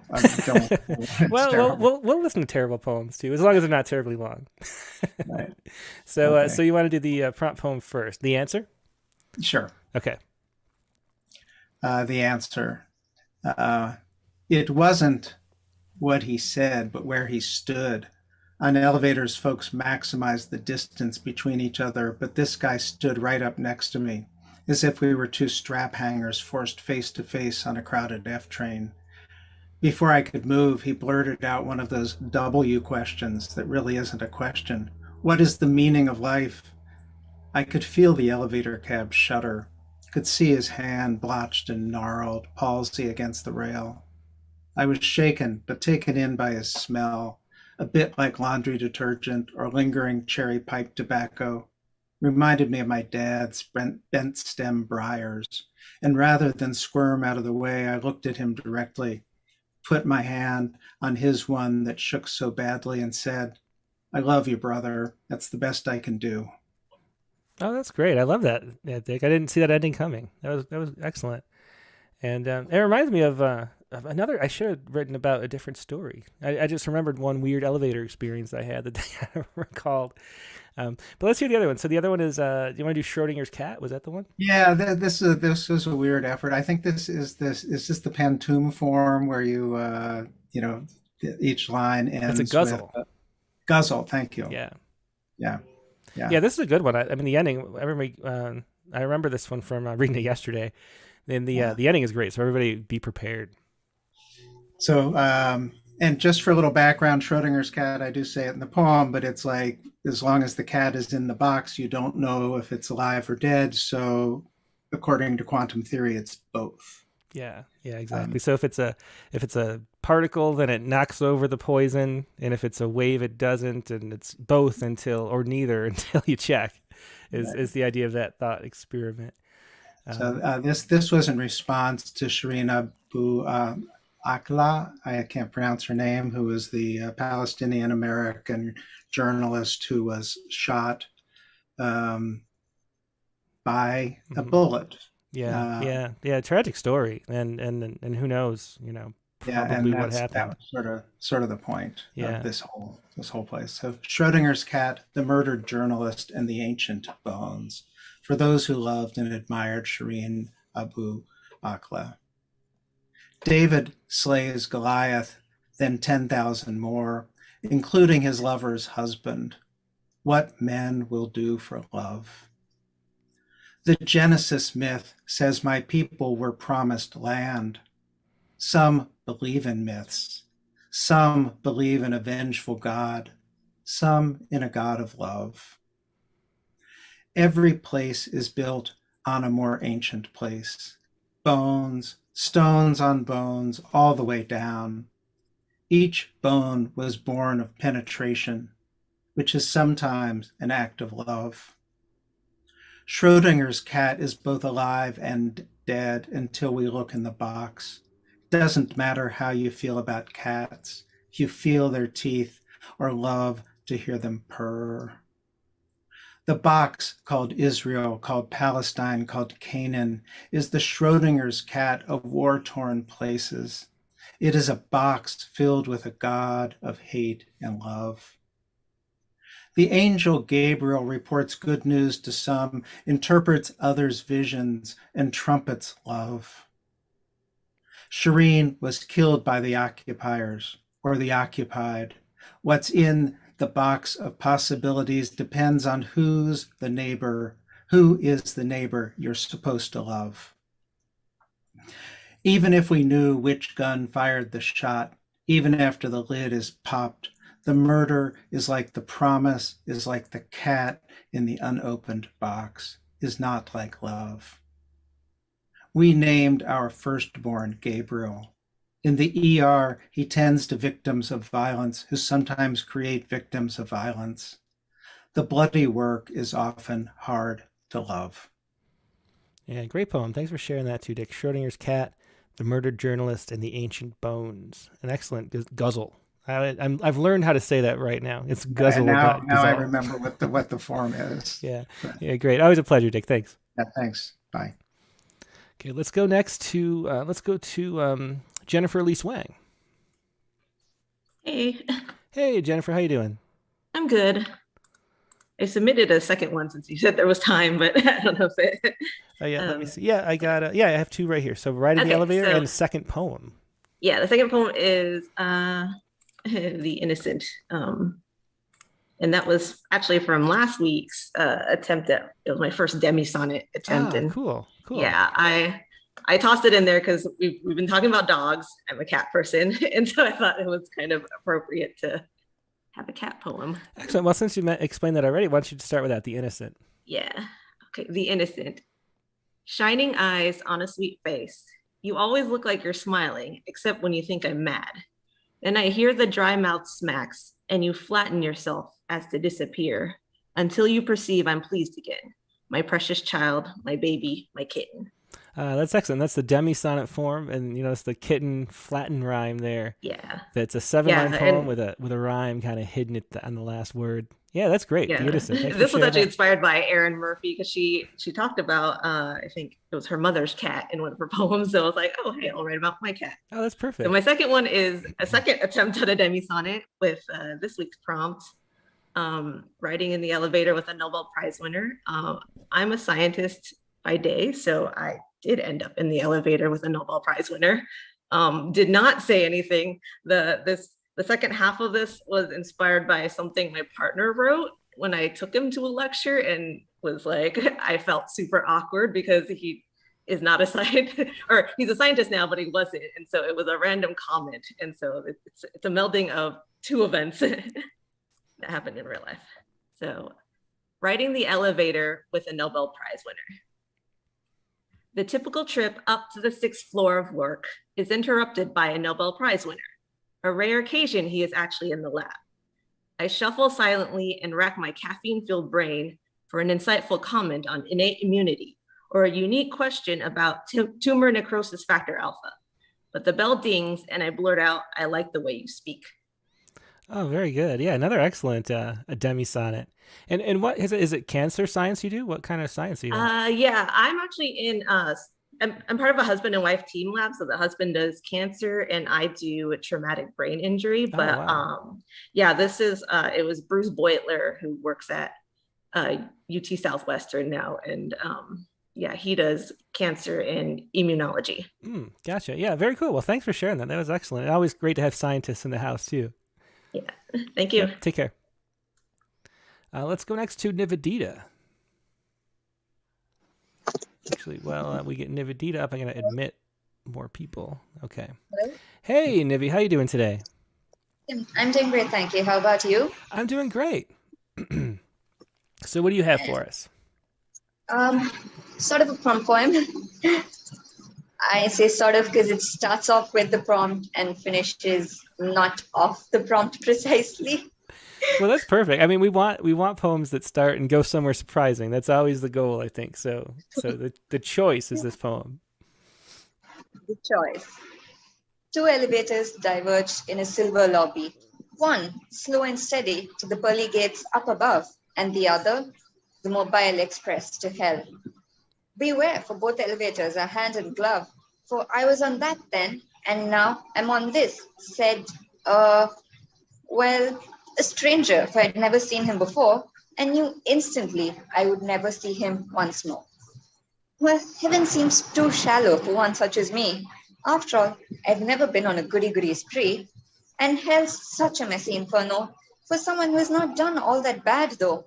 Wait, why is this even a choice for me? After all, I'm a young gun with perfectly fine feet, so despite all the stares and glares aimed right at me, I take the stairs so I can stop right where I want to be. That's excellent. Very fun poem. Love the rhyming through there. Good stuff. Thanks for sharing that, Nivi. Thank you, Tim. Have a great Sunday. Yep. Have a good night. Thank you. Bye-bye. And let's go next to Julian Matthews, who is also in a faraway time zone. Hey, Julian, how you doing? Hi, Tim. Yeah, good to see you. Yeah, good to be here. So I just have the prompt poem. Great. Don't run. I have it right here. Yeah. So here goes. Don't run, says my neighbor as I run down the corridor to get to the lift he just got into. Don't run as if I were a 5-year-old at a poolside party. Don't run as if I was a 3-year-old at a mall. Don't run as if I was a 1-year-old at a park. Don't run, he repeats as I make it. You know, we old people must take care. I ran once and fell, sprained my ankle, took a whole month to heal. I looked up at him for the first time in years, the white hair, the bald patch, the sage eyes, and thought of saying, by the way, how old are you? An age comparison as a morning conversation starter. Then I remembered his bout with cancer. He survives, wrote a book. I stay silent. We are two uncles descending. The lift reaches its parking floor, just one floor before mine. Bye, he says, as if it were our last. Bye. Great poem. Thanks for sharing that, Julian. Great sort of double turns there. Excellent stuff, and it's always good to see you. Thank you. Yep. Bye. Take care. There's Julian Matthews with Don't Run. And next, let's go to Sharon Ferrante.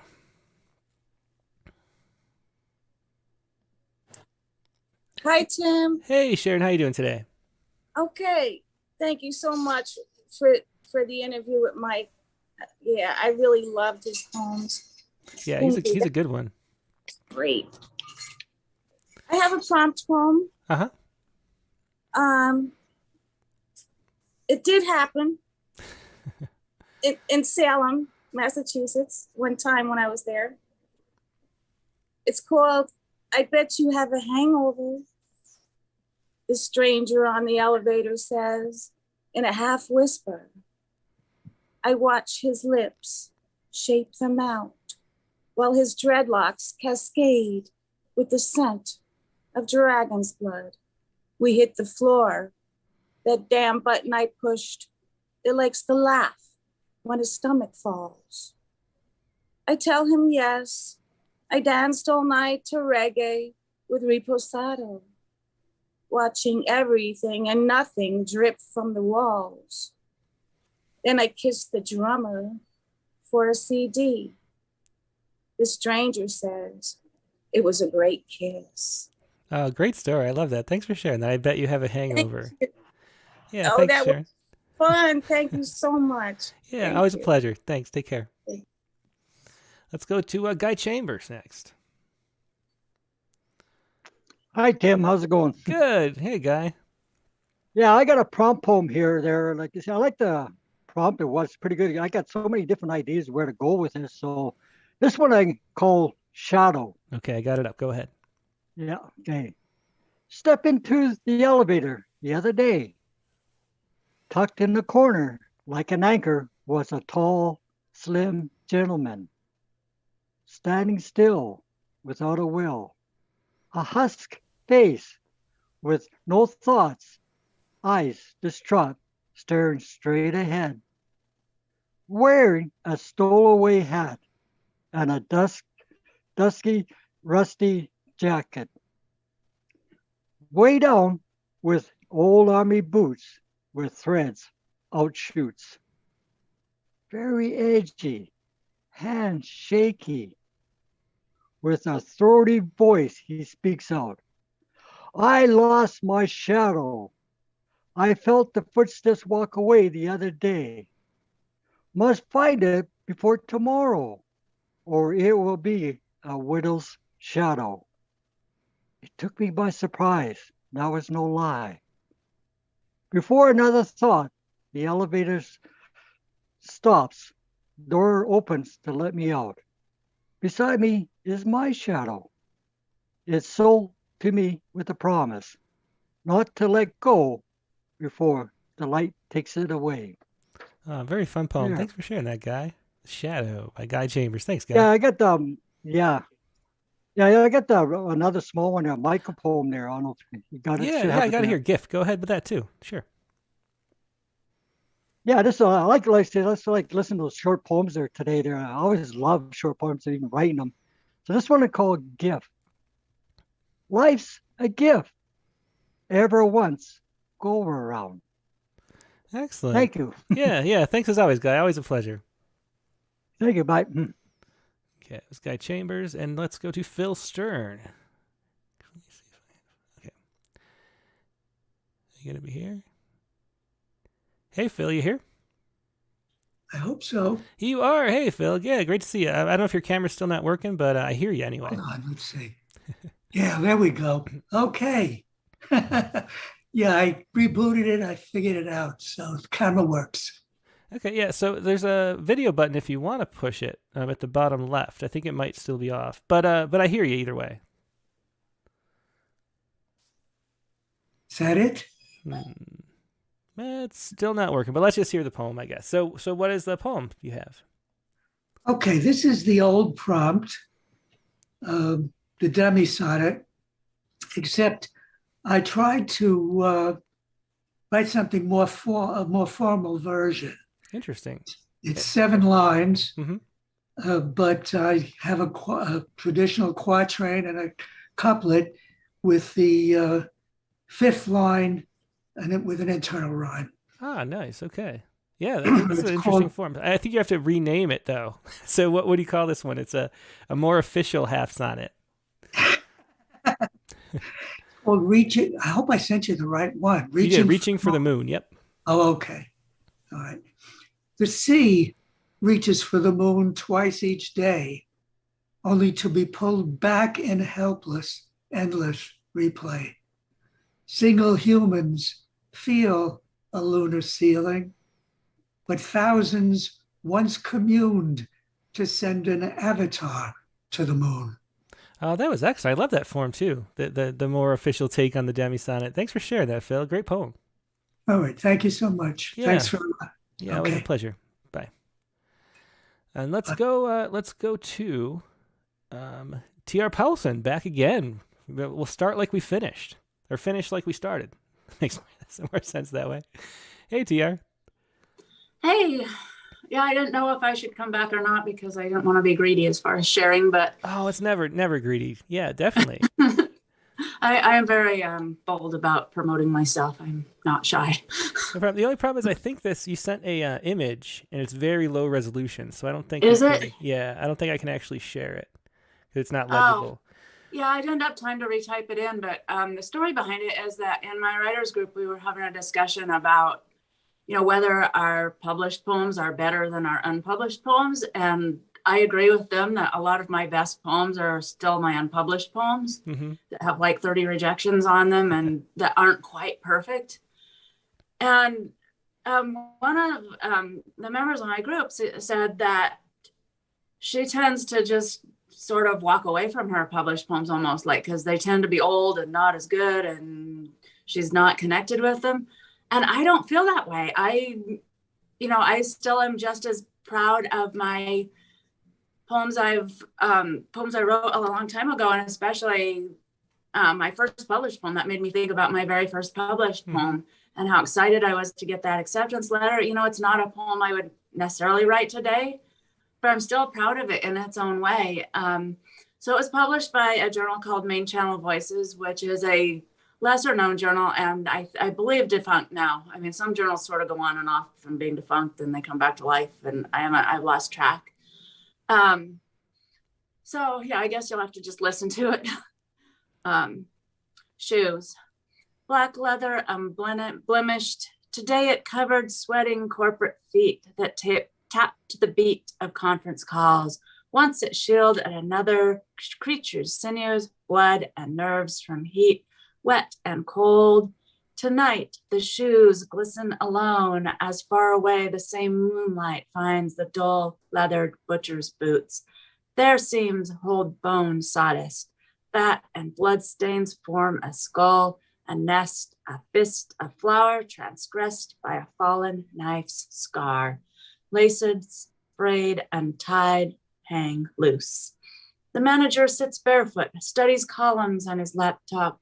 Brown eyes assailed by numbers linked to faces unknown. In the dark corner, a black shoelace coils out and forms a noose. Yeah, excellent. We kind of got the shape of the poem on screen anyway. But you're. You can't read it. Yeah, but the love of form is still there. We see it. And I was thinking, I'm at the point when I'm doing it long enough where if I read an old poem, it's like talking to my former self, which is an interesting experience. 20 years ago, you're a different person than you are today, and it's interesting to think of it that way too. Yeah, and I just remembered, how proud my mom was of me when that first came out. I mean, she's probably going to cry about the poem I shared today, actually. But yeah, and then showing it to my manager at work and him saying, "Well, I know it's not about me because I don't have brown eyes."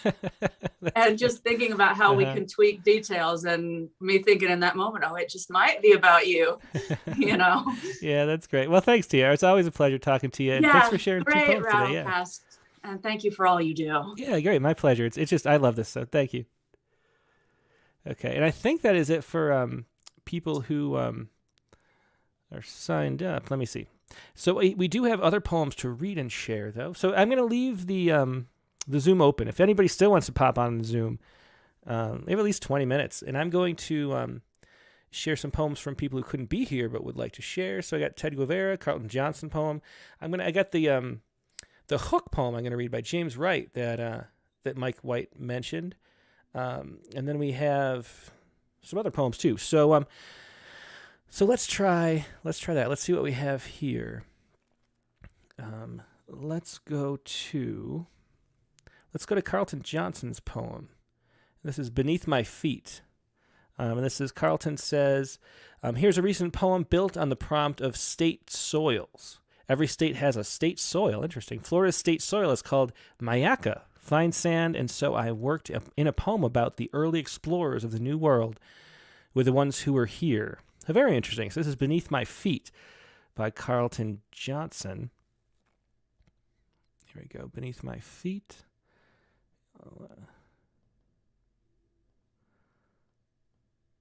Okay, Beneath My Feet. Sand and more sandy soil, glass, ancestors and progeny. This sand, Mayaca fine sand, ground from an abundance of cream-colored bits of gravel and palm trees, and aggregates of swamp and marsh, cool winters and harsh summers. It is often said of Florida that there is no there, but tell that to the people who were here before the Spaniards invaded the lands of the Seminole, the Miccosukee, the Pensacola, the Appalachee, the Timucua, the Potona, the Tocobaga, the Miami, the Calusa, the Tequesta, and the Metacombe, who are still floating down the river of light, who are all here using sand and soil and flora and the fauna, the earth, air, fire, and water long, long before Juan Ponce de Leon landed here searching for the fountain of youth. That grass out there beneath my feet is rich with Mayaca sand soil as saw palmettos and hibiscus and loblolly pines grow here too. The state soil of Florida, Mayaca fine sand is ageless, timeless. This sand here before the Spaniards found Florida and its many riches. No gold or silver, no El Dorado, but treasures still want to be found. So that is a great poem, Beneath My Feet by Carlton Johnson. Thanks for sharing that, Carlton. And let's read Ted Guevara's poem. This is The Hammer. The Hammer poem suggests the basics would always contribute to daily life because they're reliable. To try to change them runs the gambit of failure and the burden of that failure being widespread.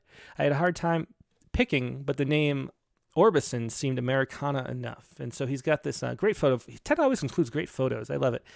And this is a photo of tools that Ted included. And here is his poem. This is sort of old-fashioned hand tools, wood-handled, maybe 100 years old is the look of it for people who are just listening.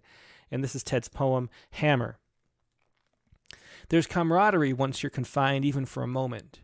The slowest elevator situated in Bloomingdale's, Lenox, in Buckhead, Atlanta, takes 8 seconds just to start up from LL.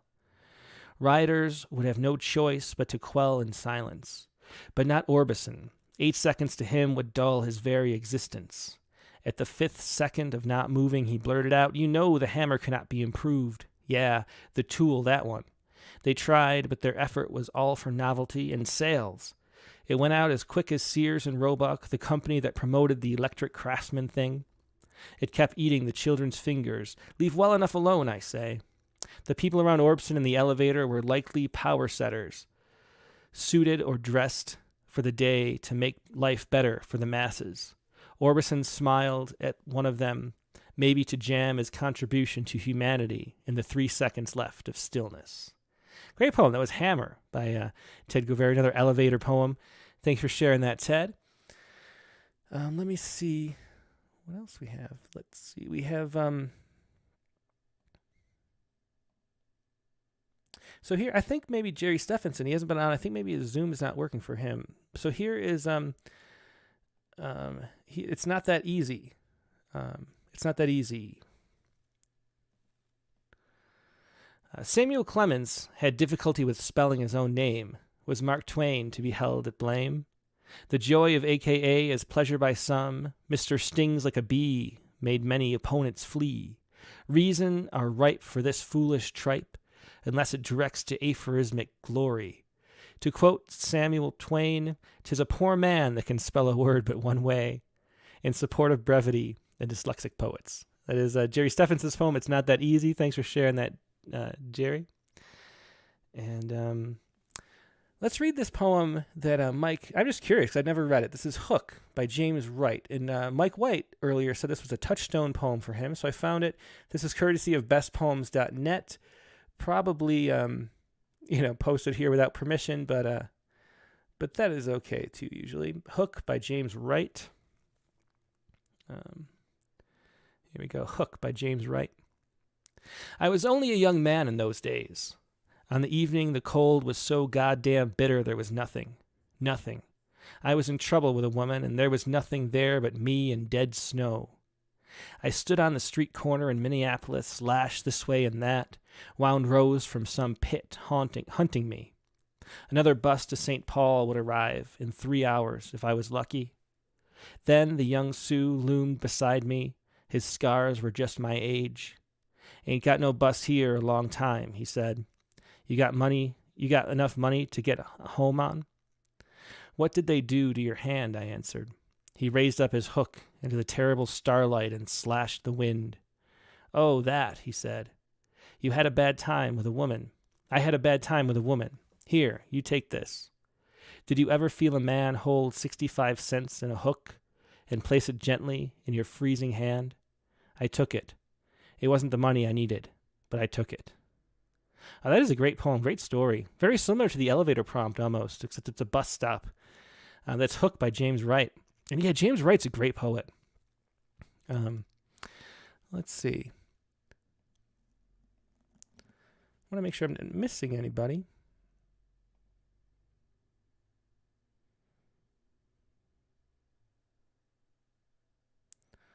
So this is a David Cook poem.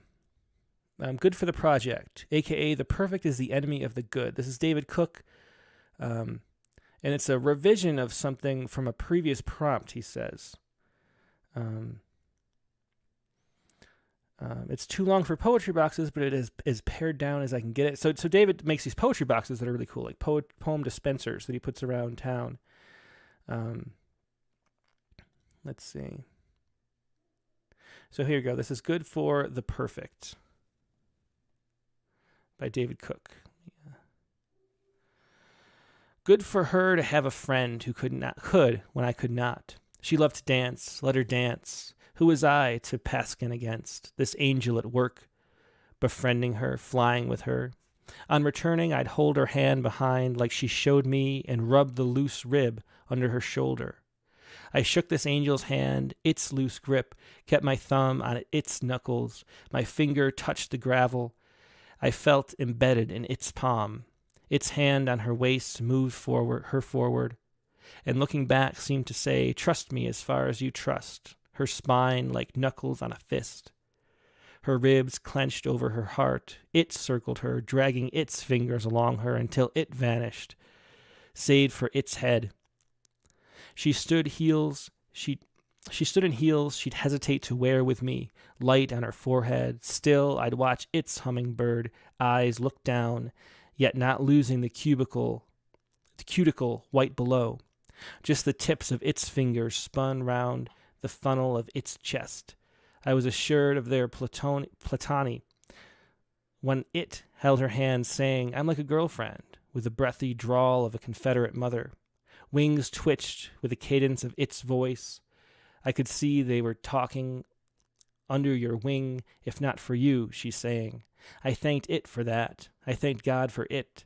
Legs long like contrails, blood on its knees, perfect in its movement, timing the drop of its hand in a percuss on her spine, unclasping her chest as she spun, bringing her in, pressing its thumbs to her temples, opening her eyes like luggage, lifting her like expectations, revealing all marital truths, then placing its fingers on the pleat of her lip. She forgot about me. And it's got this explanation, too.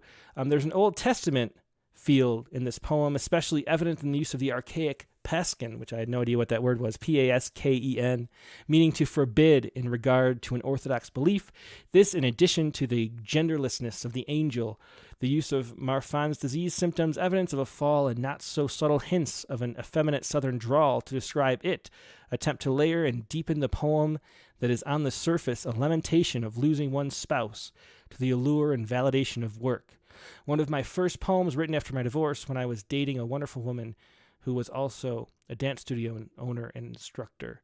And yeah, I love the repetition of the it and the emphasis. Those are all, for people just listening, those are all italicized throughout the poem. And there's a real strength to that repetition. There was Good for the Perfect by David Cook. And let's see. So we have a tiny bit of time left. I'm going to share because Rayon Lennon isn't here. I don't think he sent audio yet either. So Tuesday's poet is going to be Rayon Lennon. And Rayon has this style that is just always wonderful. He was the winner of the Rattle Poetry Prize several years ago. And this is a poem written in the same style about a very important topic. Let me just pull it up. This poem is, I'll read his note at the bottom. Then I'll read the poem. Then we'll do the Sciku, and that'll wrap up the show. So this is Rayon Lennon's note on this poem. And the decorated country music superstar Naomi Judd, 76, recently took her life after decades of battle with mental illness. We learned this week how she died. She died a few days before being inducted into the Country Music Hall of Fame. Arlana Miller, 19, a freshman college student at Jackson State University, recently committed suicide after posting a detailed suicidal note to Instagram about her struggles with what appeared to be depression. Two beautiful souls with so much to live for were killed by mental illness. As a therapist who also struggles with low-level depression, I wanted to highlight the hell of depression. When my car didn't start recently, I found the perfect metaphor to highlight the features of depression. People with depression tend to have low or no energy, motivation to do basic tasks like getting out of bed. Arlana's note is perhaps the most detailed and heartbreaking suicidal note I have ever read. It's all there, distorted thinking, emptiness, ideation, hopelessness, etc. It's sad. It's a reality for millions of people each day. And so an important reminder here. And yeah, so both after the story of Arlana Miller, who committed suicide, and Naomi Judd, also this week. And here's the poem. It's a longer one. So bear with me, but here we go. In the typical Rayon Lennon style, it's a very long, slender, narrative, honest poem with great metaphors. Unplugged, for Arlana Miller and Naomi Judd and others who have died from mental illness. My car dies in a largely empty parking lot surrounded by fragrant family restaurants and 3-story homes. I gather it's the battery. I don't have the energy for new trouble. It's a 2-week-old used car with 30,000 miles on it, so it has no reason to die. I open the hood, and it's dazzling how many parts it takes to keep the Ultima alive. It's as complicated as the human brain. There is still enough juice in the battery to power the radio, but not enough to turn over the engine. I sit in the car like a casket as Naomi Judd's Spotify voice fades.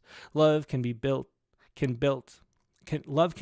a bridge between my heart and yours. Don't you think it's time? I still don't believe her voice is gone, killed by depression. She had no energy to fight death.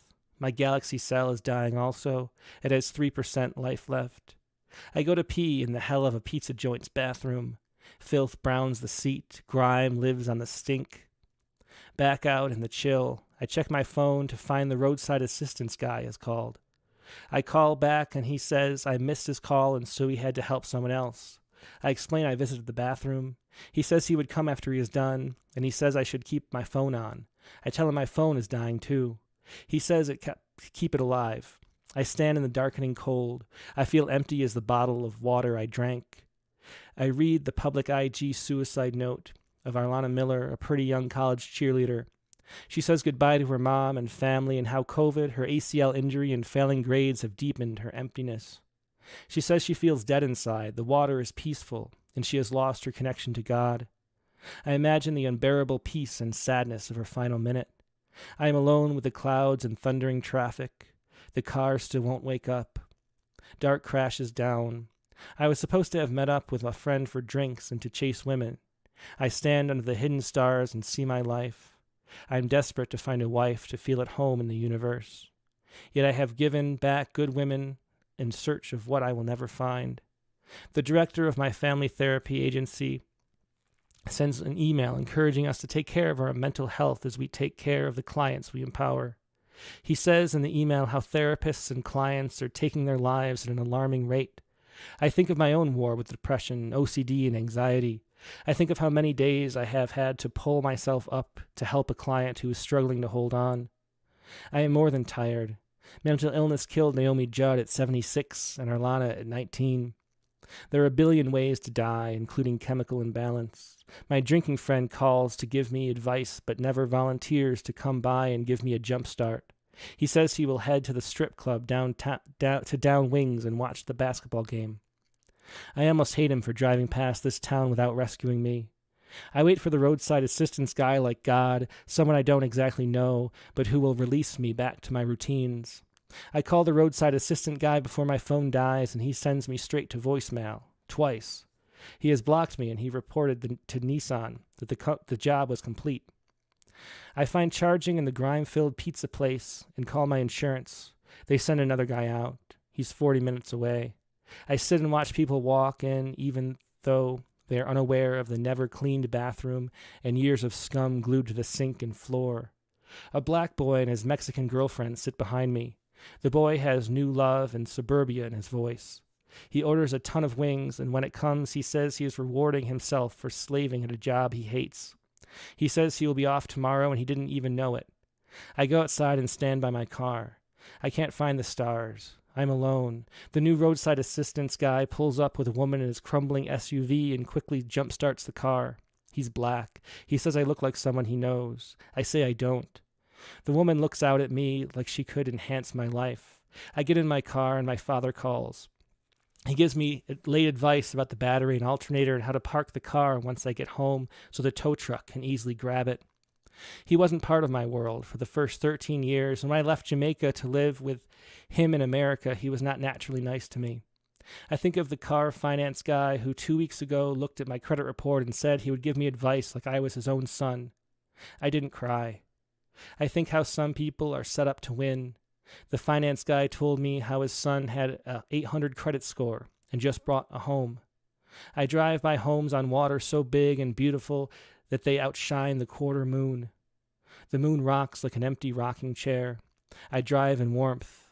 Downtown New Haven is not full because it is Wednesday and the Yale kids strain over exams. 2 black-dressed Spanish girls keep falling as they walk from a bar.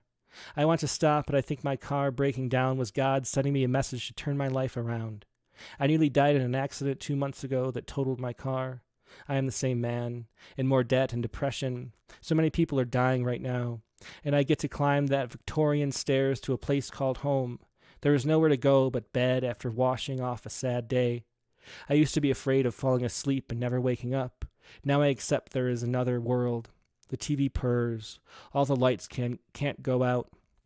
I let silence take me beyond this night. Unable to sleep, I listen to Naomi. Listen to love can build a bridge between poor and good times.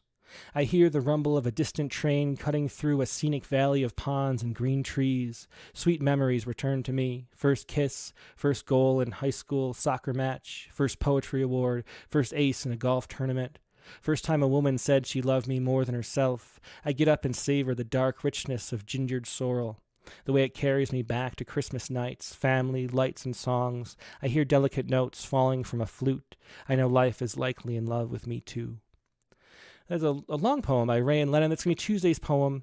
And as always, I just love the way Rayon, moves through, just such an immediate presence. You're like inside his body and his mind as you're reading his poems. And such a distinctive style as well. That's going to be Tuesday's poem on Rattle. And now let me double check, make sure nobody else asked for anything. And let's see. Okay, so we're going to wrap up with the Sciku for today. And today's Sciku is as follows. So it's based on this story, which you might have heard. It was a very, very popular in the media story here. Scientists first grow plants in soil from the moon is the story. First. And so these scientists at the University of, was it Florida? Yeah, the University of Florida. They're scientists studying life on other planets, and they acquired some small, like a few teaspoonfuls of size, sample of lunar soil. Lunar regolith is what they call it. And it actually got a few plants to grow in it. And what struck me about this, not only is it interesting, to see this works, but what struck me is how much it's like a science fair type project. I mean, it's something that I might do with my daughter, except we don't have access to lunar dust. but getting plants to grow and seeing how they grow is kind of a staple of that. So that's what I was thinking about. Although it is very cool to see the plants grow. The plants could grow, but they showed signs of stress. So the soil, there was something that they didn't like about the soil. But and of course I was wondering, because there's soil is full of microbes, and how do they do that? How does it get past that? And apparently the absence was a problem, but they also did add plant food and water, so it wasn't like just growing out of dust, but close. So here's the Sciku for this week, and there's two. I couldn't decide which one I liked better. So here are two. There are two directions I was pulled by this little science story. Stirring the teaspoonful of moon dust. Stirring the teaspoonful of moon dust. That's the first Sciku, and then the next one. Science fair, a baby studies the yellow ribbon. Science fair, a baby studies the yellow ribbon. Those are your two Sciku for this week, and that is the show for the week. Thanks, everybody, for joining me. It was wonderful talking to Mike White for the first time. It was one of those poets that I never met, and I always wish I did, because I love his work. It was very cool to see where all that comes from. Thanks for wonderful poems on the open lines. That was wonderful, too. The prompt for next week is another one that you might like here. This is, once again, from Megan. Your earliest childhood memory. That is a prompt. So, and I tweaked that one. Megan just said a early childhood memory, but I want your earliest. I think it'd be a little more fun to be precise. Like, what is the earliest one you can remember? And of course, you could just cheat, make it one early memory. But I don't know. I have a couple little images. We'll see what comes up. But I'm looking forward to writing that. That is your prompt for this week. And next week's guest on the Rattlecast is going to be Alexis V. Jackson. Alexis has a poem in the summer issue, which is just sent to the printer. And usually it's out around May 22nd. It's usually sort of toward the end of May that would come out, but we have a delay in the printing because of industry problems that are going on. So it's going to be a little more toward June-ish, a little past June probably when the issue comes out. But she has a poem in there. Her new book is My Sister's Country, which just looks wonderful. I haven't read it yet, but I'm really looking forward to it. That's Rattlecast number 145 with Alexis V. Jackson. The regular time, Sunday, May 22nd at noon Eastern, 9 a.m. Pacific. Hope to see you then. Hope to see your earliest childhood memory. And have a great rest of your Sunday. Talk to you later. Goodbye.